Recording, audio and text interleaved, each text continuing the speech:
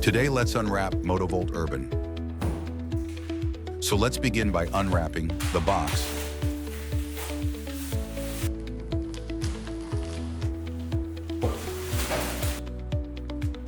We can find the components and tools required. We can find side stand, few tools, and a charger. To fix the side stand, let's remove the fasteners and place it on the mounting points of the bike and assemble it.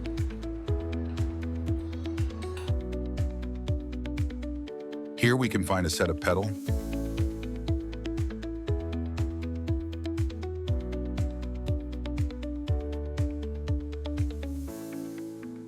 let's align the handlebar and fix it.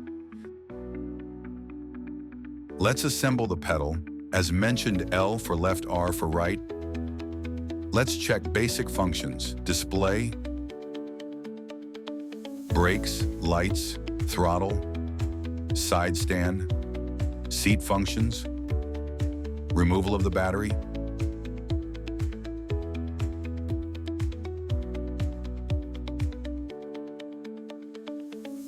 tail light and brake light before we hit the road.